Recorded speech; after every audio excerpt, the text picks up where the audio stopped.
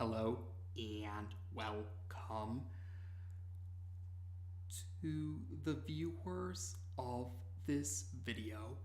This is the Orange Fan here, bringing you another entry for the episode Recap and Thoughts category. This video will be dedicated to the A segment of episode 54 of The Loud House, White Hare. We begin this segment with Lincoln in his room, but Lincoln is now wearing a pair of sunglasses and an outfit that one would expect a 1950s greaser to wear. Lincoln has also used gel to style his hair into the hairstyle that one would expect a 1950s greaser to have.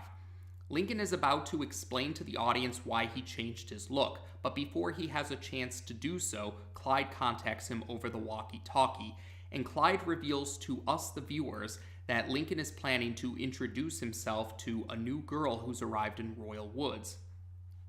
Lincoln tells Clyde about his preparations, and the new look isn't all there is to these preparations. Lincoln has a temporary tattoo, and he's read up on some slang in a teen magazine.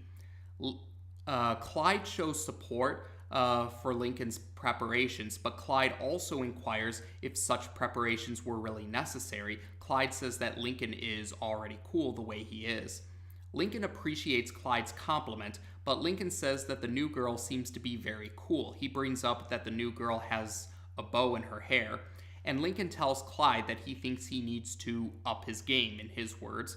Clyde seems to understand Lincoln's reason, and then he unintentionally and unknowingly starts to make Lincoln nervous when he says one only ever has one chance to make a good first impression.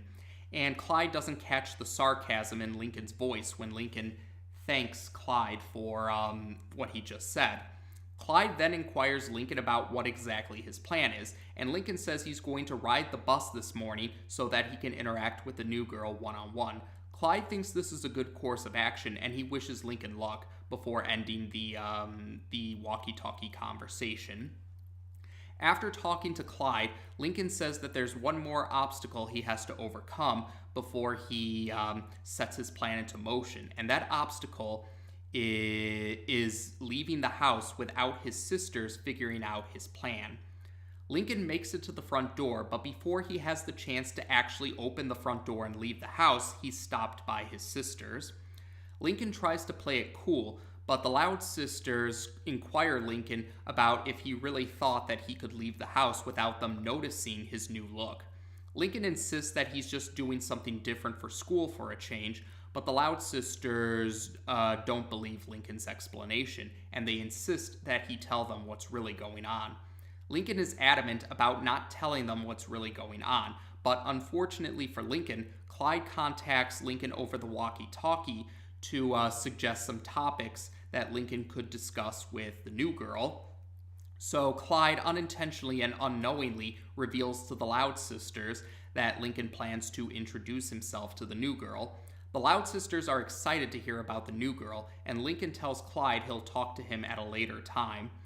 The Loud sisters immediately figure out that Lincoln's new look is his attempt to try and impress the new girl, but Lincoln stops his sisters from saying anything else and tells them that he doesn't want them to meddle with his plan. The Loud sisters keep trying to get Lincoln's attention or keep trying to say something, but Lincoln interrupts them while continuing to say that he doesn't want them to meddle with his plan. And he says that things went badly the last time he took their advice. He's talking about the events of the segment Heavy Metal, and we actually do get to see a quick flashback of a scene from Heavy Metal. After the flashback, the Loud sisters still try to say something to Lincoln, but Lincoln continues to interrupt them. And eventually, Lincoln distracts his sisters by claiming there's free pizza and pointing in a random direction. The distraction works. Lincoln leaves the house through the back door, and he runs off to the forest, or the nearby forest. And in the area where Lincoln stopped at, he happens to stop near a home for a family of rabbits. Lincoln figures that he can just hide in the forest until the bus eventually arrives, and then he notices a white-furred bunny emerging from the nearby rabbit family home. Lincoln greets the bunny, but then he quickly sees that this bunny is a boy bunny, and 25 more bunnies arrive. These 25 other bunnies are the boy bunny's sisters. Lincoln is baffled to find out that, Lincoln is surprised to see that the boy bunny has 25 sisters, and Lincoln says that he can't imagine what it would be like if he had 25 sisters. Suddenly, we hear one of the Loud sisters calling out to Lincoln off screen, and this causes Lincoln to panic, and while he's panicked, Lincoln accidentally hits his head on a tree branch, and this causes Lincoln to become unconscious. So this then leads to a dream sequence. So this is Lincoln's dream while he's unconscious, and the dream starts similar to the scene where Lincoln tries to sneak. The dream starts in a similar way to the scene where Lincoln tries to leave the house without his sisters finding out about his plan. But in the dream, Lincoln is now a white-furred bunny. But like in the real reality, the white-furred bunny is wearing a pair of sunglasses and a leather jacket. And instead of being named Lincoln, Lincoln's bunny counterpart is named Warren. So Warren tries to leave through the front door, but he's stopped by his sisters. And like Warren, Warren's sisters are white-furred bunnies. But unlike Lincoln, who has 10 sisters, Warren has 25 sisters. And each of Warren's sisters has a name that starts with the letter B. So a few examples are Betty, Bianca, Bridget, etc., etc. You get the idea. But in any case, Warren's sisters insist that Warren tell them what's going on. But Warren is adamant about not telling them what's going on. But like what happened to Lincoln, Warren's best friend ends up spilling the beans. Warren's best friend, Clyde's counterpart in this dream reality, is a beaver named Danny. And Danny contacts Warren over the walkie-talkie to suggest some topics that Warren could discuss with the new girl. So Danny unintentionally and unknowingly reveals to Warren's sisters that Warren plans to introduce himself to the new girl. Warren's sisters are excited to hear about the new girl, and Warren tells Danny that he'll talk to him at a later time. Warren is adamant about not letting his sisters meddle with his plan, but Warren's sisters are adamant about helping him whether he wants it or not. And they also inquire Warren about how he expects to escape from all 25 of them. Warren simply says he's going to run, and that's exactly what he tries to do. So we see a chase sequence where Warren is trying to run from his sisters while his sisters are chasing after him. Warren does open the front door and tries to escape through the front door, but one of his sisters ties him up with a lasso and pulls him back into the house. So Warren's sisters begin to give their advice to Warren. Some of the advice is verbal, while in other cases they're giving Warren some items, and they give Warren some items. Like some examples off the top of my head include some poetry books, a shake, and a rabbit's foot, much to the horror of the other bunnies, understandably so. They also take away Warren's sunglasses and leather jacket and give him a lavender shirt to wear. And they then hurry Warren on his way to introduce himself to the new girl, and don't really listen to Warren when he tries to voice his disagreement with their plan or their meddling.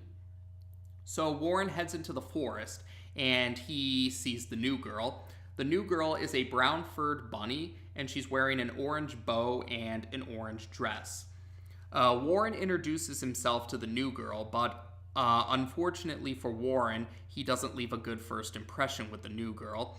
Warren's choice of words don't sound very good when taken out of context, and Warren stumbles upon his words sometimes, and the advice that Warren's sisters gave whether it be the verbal advice or any of the items, it backfires. The advice backfires. So the new girl doesn't have a very good first impression of Warren.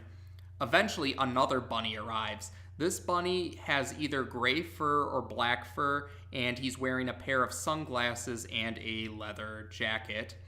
The gray-furred or black-furred bunny inquires if Warren is bothering the new girl, and the new girl says that is the case. Warren, though, tries to explain that this is all just a misunderstanding, but the gray-furred or black-furred bunny doesn't really listen to Warren and pushes him to the ground while walking off with the new girl. The new girl comments about how cool the leather jacket that the gray-furred or black-furred bunny is wearing. Warren sadly goes to a tree stump to sit on, and Danny eventually arrives. Danny inquires how things went, but Warren says he doesn't want to talk about that. He doesn't want to talk about it. Danny is understanding of Warren's answer, and he also admits that he saw what happened from the nearby bushes. While Warren is still sad over what happened, Danny tries to cheer Warren up by saying that there's a chance that a new bunny will come to the forest. Although Danny also admits that probably won't happen until the coyote population goes down. Danny then says he doesn't understand why Warren didn't stick with his original plan, and Warren assures Danny he had every intention of sticking to his original plan, but his sisters had meddled in his plan. And we find out that, like how Clyde has a crush on Lori, Danny has a crush on one of Warren's sisters. Betty is the sister that Danny has a crush on. Warren then vents his frustrations about his sisters meddling to Danny, and after he vents his frustrations, Warren tosses the rabbit's foot, saying that it didn't do him any good. And after he tosses the rabbit's foot, Warren falls over and is knocked out. This is what ends the dream sequence, and yes, we're back to the real reality where Lincoln is a human. And Lincoln comments about how the nightmare he just had was strange, but he thinks that it reaffirms that he was right to avoid his sisters and prevent them from meddling with his plan. Lincoln then sees that the nearby bunny family, a situation is going on with the nearby bunny family. The boy bunny intends to meet a new girl bunny, but the boy bunny's sisters have meddled with the boy bunny's plan. They give the boy bunny a flower to give to the new bunny girl. Lincoln tries to warn the boy bunny not to listen to his sister's advice, but the new girl bunny arrives. The new girl bunny has brown fur, and the first meeting between the boy bunny and the brown-furred girl bunny actually goes very well, and they hop off together. And the bunny sisters are all congratulating themselves, non-verbally, of course. Lincoln is baffled that the bunny sisters' plan was successful, or that the bunny sisters meddling with the plan worked. And this leads to Lincoln becoming paranoid. He starts to wonder if maybe his sister's meddling would have been a good thing and if his plan was doomed to fail. So Lincoln rushes back home, but so far it seems like the house is empty besides Lincoln himself. Lincoln sees that the bus is on its way to the nearby bus stop, and then the Loud sisters reveal that they're still in the house. Lincoln, in his panicked state, quickly says that he thinks that maybe their advice would actually be good, and he's pleading them to tell him whatever advice it might be because he's worried that his own plan would fail. And the sisters do try to get Lincoln to listen to them, but Lincoln is in such a panicked and paranoid state that he doesn't really give them a chance to say much of anything. But eventually, the Loud sisters are able to calm Lincoln down so that they can say what they want to say. And the Loud sisters reveal that they actually weren't going to try and change Lincoln to try and impress the new girl. They actually wanted to inquire Lincoln about why he tried to change himself. And Lincoln is starting to explain about what he told Clyde earlier, saying how he felt he needed to up his game, which is what he said earlier. But Lincoln doesn't say much before the Loud sisters just decide to say what it is that they wanted to say. So the Loud sisters tell Lincoln that he doesn't need to change himself because he's great the way he is. They all list off his virtues, and it ends with Lily saying that he is Lincoln Loud, and of course she says it in baby talk. Lincoln greatly appreciates the kind words his sisters have said to him, and so Lori changes Lincoln's hairstyle to its usual hairstyle, and she takes the leather jacket and gives Lincoln his signature orange shirt, and encourages Lincoln to just be himself. So Lincoln dons his signature orange shirt once again, and he rushes off to the bus. The bus has passed by the bus stop, but the bus is still close enough so that Lincoln can still get to the bus or run up to the bus to get the bus driver's attention. So the bus driver sees Lincoln and stops the bus to let him on. Some of the kids are laughing at Lincoln, saying how he almost missed the bus, while others comment that Lincoln did manage to make it at the last second. And eventually, Lincoln finds the seat that the new girl is sitting at. We, the viewers, don't get to see the new girl's face. We only see the top of her head. She has black hair and she's wearing an orange bow. And we don't get to see her face throughout the rest of the segment. The screen only shows Lincoln when he's talking to the new girl. So the new girl, Lincoln approaches the new girl, greets her, and reveals his name to be Lincoln Loud. The new girl, voiced by Haley Chu, greets Lincoln. And Lincoln says that he heard that she's new to Royal Woods. The new girl confirms this is the case and admits that it's rather lonely when you're the new kid in town. Lincoln's response is to say that maybe she just hasn't had the chance to meet the right people yet. The new girl inquires if Lincoln would like to sit with her, and Lincoln accepts the offer. The new girl admits that she didn't think Lincoln was going to catch the bus, and Lincoln responds by saying a joke about how his shirt makes him look like a traffic cone, although he says caution cone in the actual segment. And Lincoln says that the orange shirt allowed the bus driver to see him. The new girl finds the joke funny and offers him a carrot stick. Lincoln accepts the carrot stick and inquires the new girl about her name, but we, the viewers, don't get to hear the new girl's name. The scene shows the outside of the bus, and the bus drives off. We then see the boy bunny and the brown-furred girl bunny. They're showing affection towards each other, and then they hop off to a different area.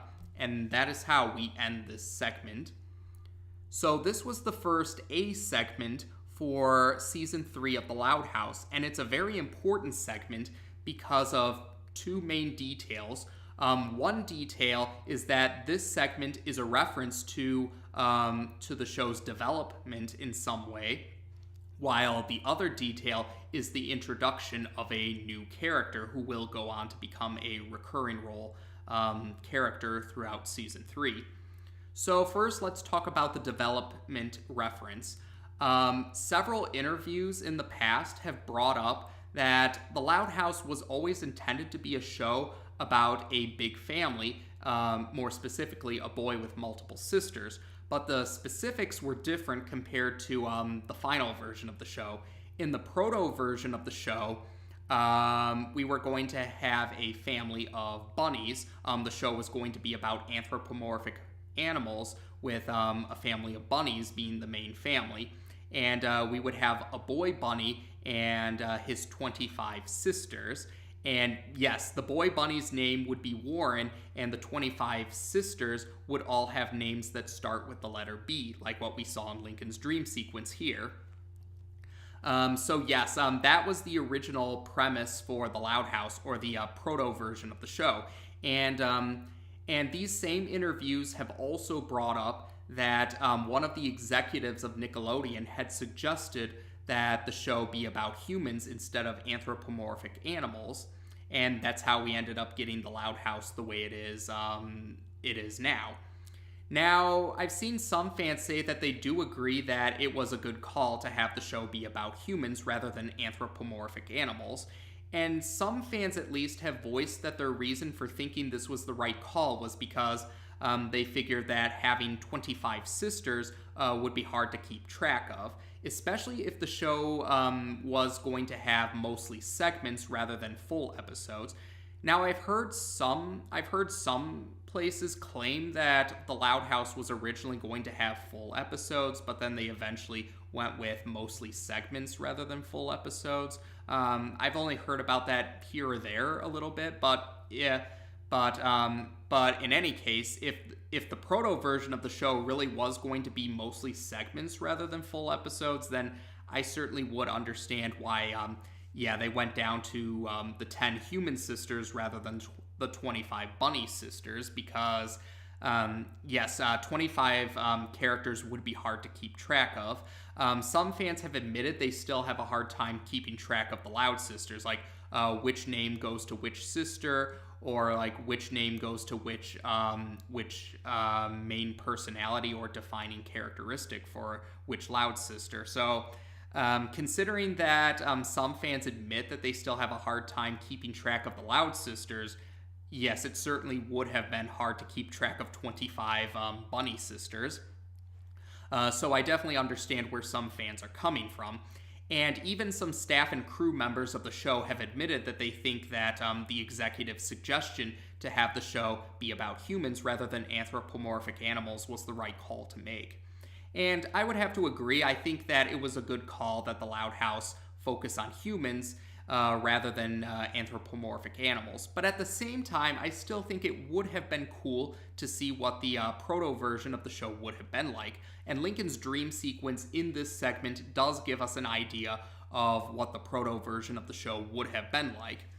And I wouldn't be surprised if this also inspired some fans to create fan works based on the proto version of the show and Lincoln's dream sequence in this segment. Yes, the segment from season 1, One of the Boys, did inspire several fans to create fan works based off of the alternate universe about Linka and the Loud brothers, so I wouldn't be surprised if some fans actually decided to go with the idea of this alternate universe about Warren and his 25 sisters. And besides Warren and his sisters, we also get to meet the animal counterpart of the new girl, and we get to meet Clyde's animal counterpart, Danny the Beaver. So, yeah, I would imagine some fans would probably try to think of animal counterparts for other characters in the Loud House, like the Santiago family, for example. So, yeah, overall, I do agree that it was a good call to have the Loud House be about human characters, but I still do think it would have been cool to see the proto version of the show. And Lincoln's dream sequence gives us an idea of what the proto version of the show could have been like, or what it might have been like. And like I said, I wouldn't be surprised if some fan works actually decided to were inspired to roll with the idea of the alternate universe where the Loud House characters have animal counterparts. So that was one of the big details about this segment, a tribute to the proto version of the show. The other big detail is the introduction of a new character. And like I said earlier, the new girl is actually not a one-time character. She will go on to appear in later entries of Season 3 and become a recurring role character.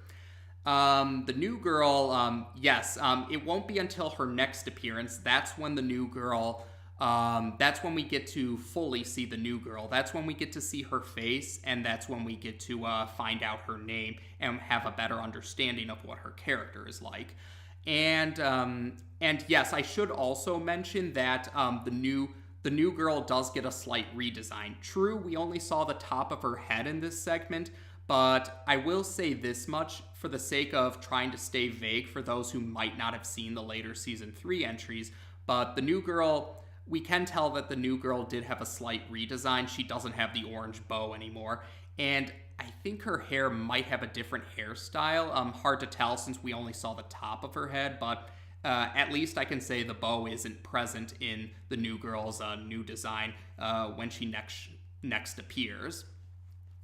So, yes, the new girl does go on to appear in other entries in Season 3, and her arrival in Royal Woods is one of the big changes in the status quo for the show overall.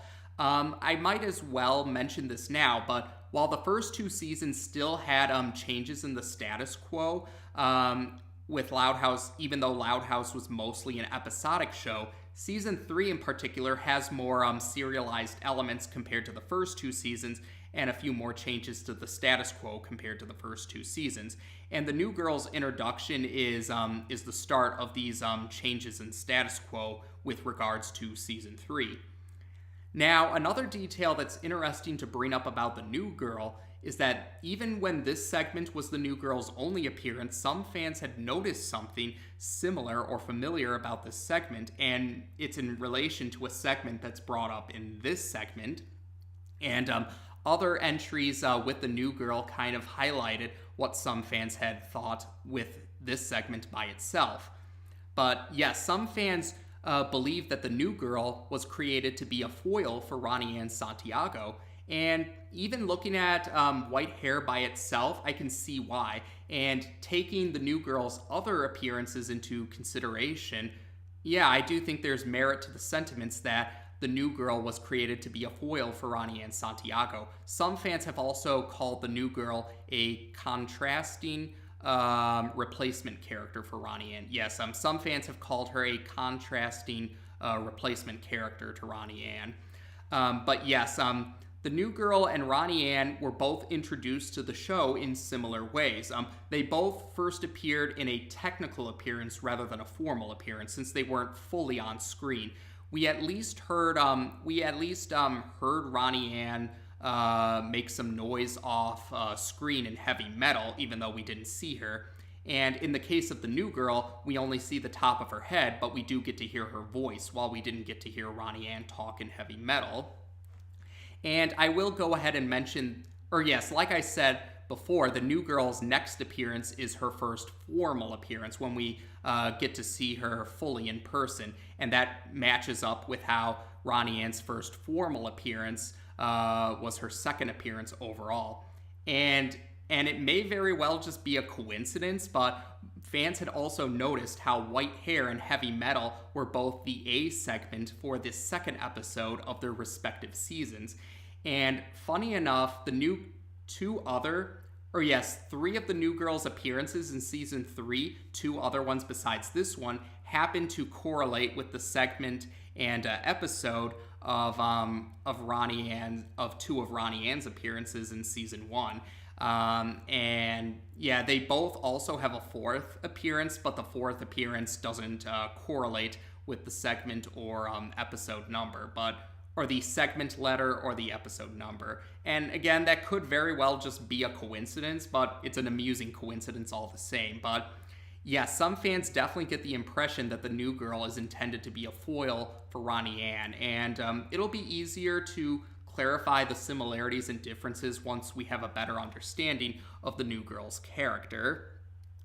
But with regards to the similarities and differences with the new girl and Ronnie Ann, some fans have noted some fans would consider White Hare to be an indirect sequel to Heavy Metal. Save the Date was more a direct sequel to Heavy Metal because that continued the storyline with Ronnie Ann, and how Lincoln and Ronnie Ann started to have better interactions with each other after starting off with a rocky beginning. And in this case, though, White Hare could be considered an indirect sequel to Heavy Metal because Lincoln is keeping the events of Heavy Metal in mind with regards to this segment. And I've seen some fans say they like this segment better than they liked Heavy Metal. Heavy Metal seems to be a bit of a base-breaking segment for some fans. Now, speaking for myself, though, I actually do like Heavy Metal. One of the reasons the main reason I liked Heavy Metal is because I feel Heavy Metal portrayed all the Loud siblings in a sympathetic light. The Loud sisters in Heavy Metal were portrayed being well-meaning and having their hearts in the right place, wanting to help Lincoln. At the same time, though, Lincoln was still portrayed sympathetically because it wasn't hard to understand why Lincoln didn't want his sisters to interfere, even if they meant well and had their hearts in the right place. Because Lincoln's sisters' meddling did end up causing him problems, even if they weren't trying to cause problems for Lincoln. So, like I said, I feel like Lincoln and his sisters weren't vilified in Heavy Metal. They were all portrayed sympathetically. The sisters being well-meaning and good-intentioned, while Lincoln was still understandable about not wanting his sisters to meddle with his plans. And yes, that's mainly why I liked Heavy Metal. Now, although the reason why some fans didn't like Heavy Metal was because some fans aren't fond of the loving bully trope, and Ronnie Ann was introduced with the loving bully trope. Ronnie Ann could be considered the Helga Pataki of the Loud House, or the Cindy Vortex of the Loud House. And I brought this up before, but I'll go ahead and bring it up again. I do understand why some aren't fond of the loving bully trope, but I never really had much of an issue with the trope myself, partially because I have seen it happen in real life. I do acknowledge that the loving bully trope is a trope that does have elements of truth to it in real life. The idea of someone picking on someone that they like in a misguided effort to express their feelings can happen in real life sometimes. I can attest to the fact that when I was in elementary school, and even when I was in middle school, I knew some classmates that picked on other classmates that they actually liked. And it wasn't always a girl picking on a boy she liked. I knew some boys that picked on girls that they liked. And yeah, it was never nice. The picking on them wasn't the nicest thing in the world to do by any means, but at the same time, it never really crossed the line into irredeemable evil. And I can say that these classmates of mine had learned their lesson. They grew out of that, and they have become much better about expressing their feelings. So that's part of the reason why. And the other reason is, like I've mentioned before, my main concern with tropes, premises, or ideas is that I'm more concerned about the execution, not how many times they've been done. And I think a well-executed example of the loving bully trope can be a way to show that you shouldn't judge someone based solely off your first impressions of them, because first impressions aren't always accurate. And a well-executed example of the loving bully trope can also show that just because someone might have made some bad choices doesn't automatically mean that they're a bad person at heart. And with regards to the Loud House, I do feel that the Loud House executed the loving bully trope well. Ronnie Ann doesn't strike me being an irredeemable monster who would torment Lincoln for the rest of his life if they ever were to become a couple. Ronnie Ann strikes me more being a kid who made some bad choices due to insecurities and fears, but eventually saw the consequences of her actions and learned her lesson and made a change for the better. And that's something that I think some fans tend to ignore. Some fans still hold a grudge against Ronnie Ann over their first impression of her, and refuse to recognize that Ronnie Ann's character goes beyond just picking on Lincoln initially in a misguided effort to express her feelings.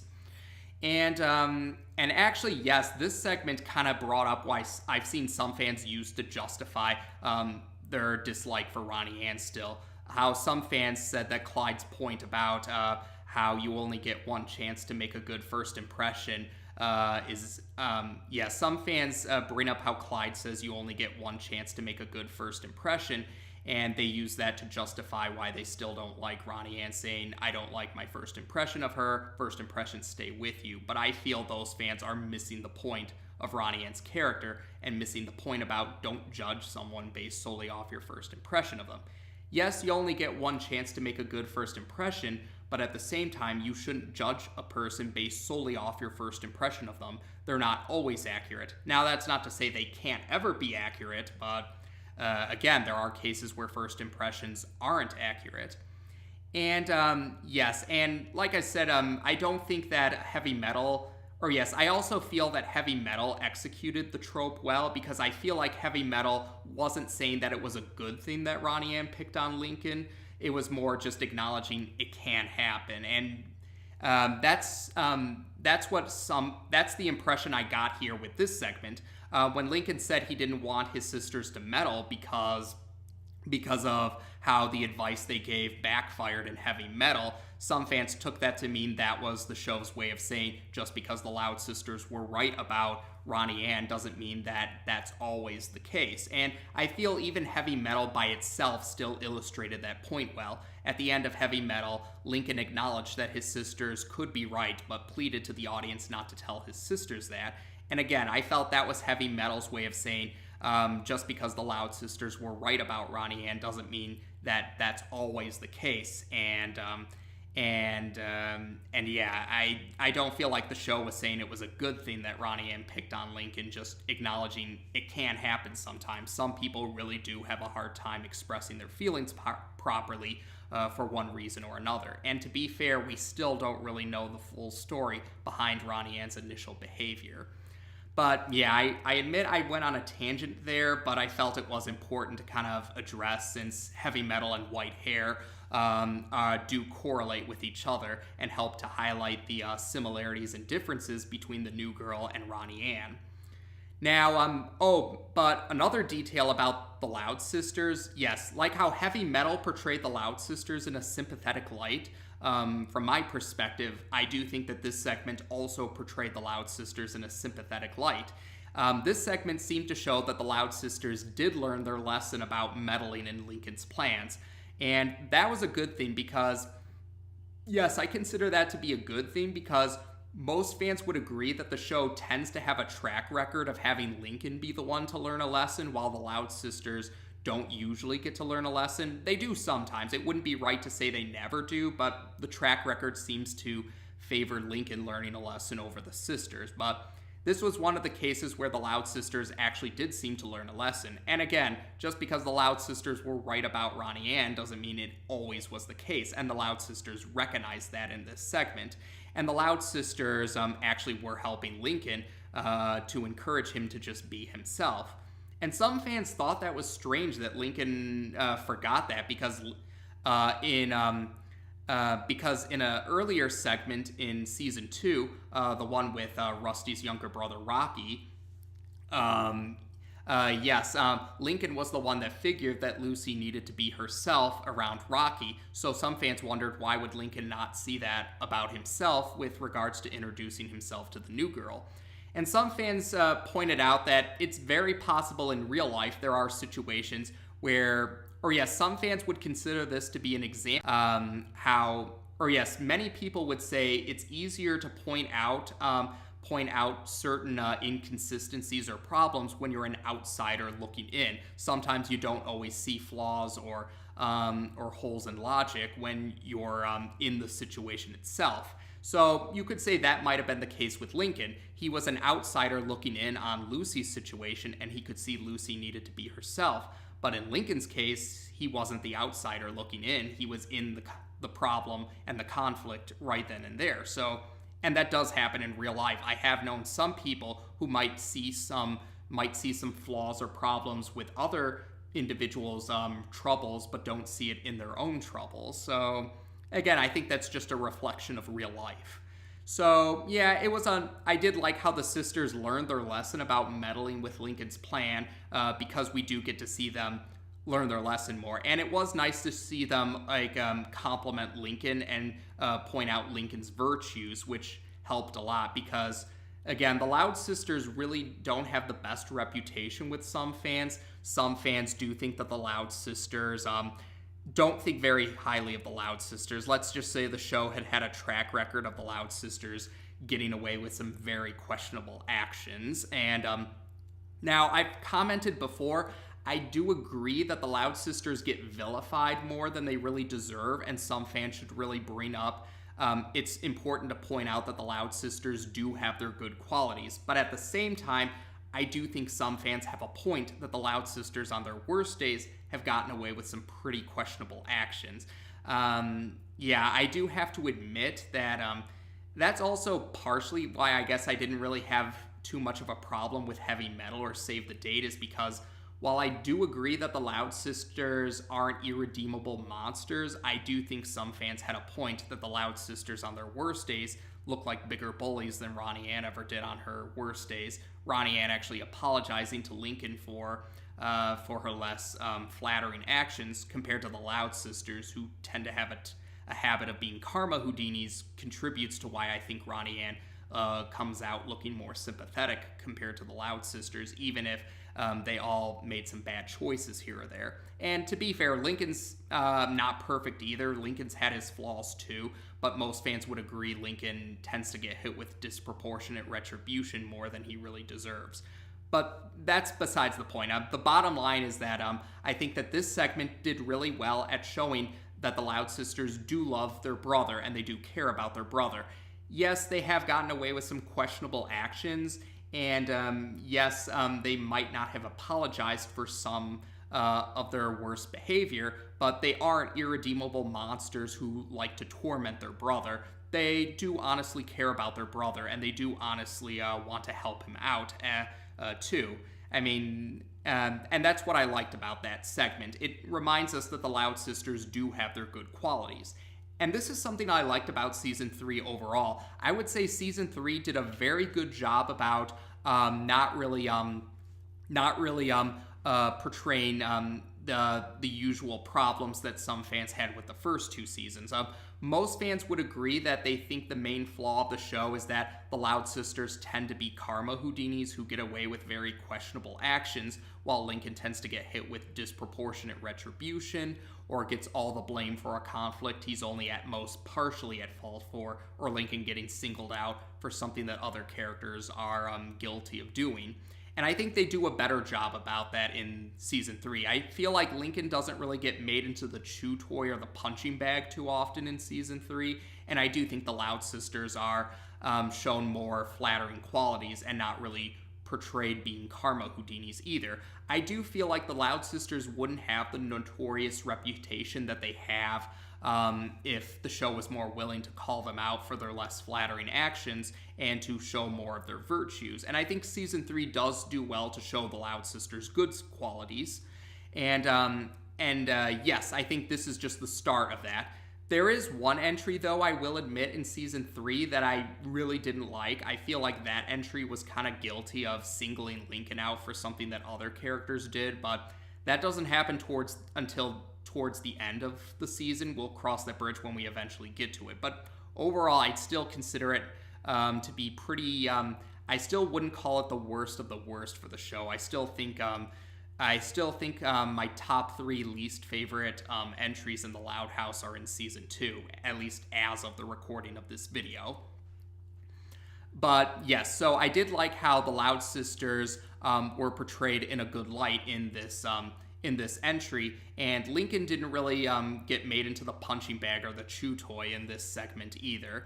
It was nice to have some heartwarming family moments. The Loud Sisters acknowledge Lincoln's good qualities, and the Loud Sisters are supportive of Lincoln and do help him to realize he just needs to be himself around the new girl. And Clyde was also supportive too. Clyde didn't think it was necessary for Lincoln to take the preparations that he did, even if he was supportive of them. He still thought Lincoln was cool enough on his own merits, and that's pretty heartwarming too, to see the bond between Lincoln and Clyde as friends.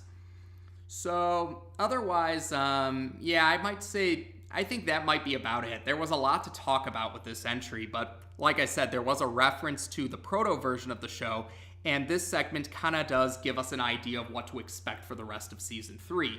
I think Season 3 has a better track record of not really making Lincoln into the punching bag or the chew toy. I think Season 3 has a better track record of portraying the sisters in a more sympathetic light and not really portraying them to be karma Houdinis or portraying them with very questionable actions. The Loud Sisters are portrayed in a better light in Season 3 compared to the first 2 seasons on their worst days. And like I said, the new girl will go on to help change the status quo of the series throughout Season 3. And the new girl, like I said, this kind of started this segment by itself helped some fans to, or led to some fans coming to the conclusion that the new girl was created to be a foil to Ronnie Ann, especially because the new girl debuts in the season after Ronnie Ann had gone to live with her extended relatives in elsewhere. So yes, we'll talk more about the new girl once we get to her next entry, her formal debut. And otherwise, yeah, there we go. I liked how this was a tribute to the proto version of the show. I liked how this segment showed the Loud Sisters actually learning their lesson from past mistakes and helping Lincoln in a very heartwarming moment.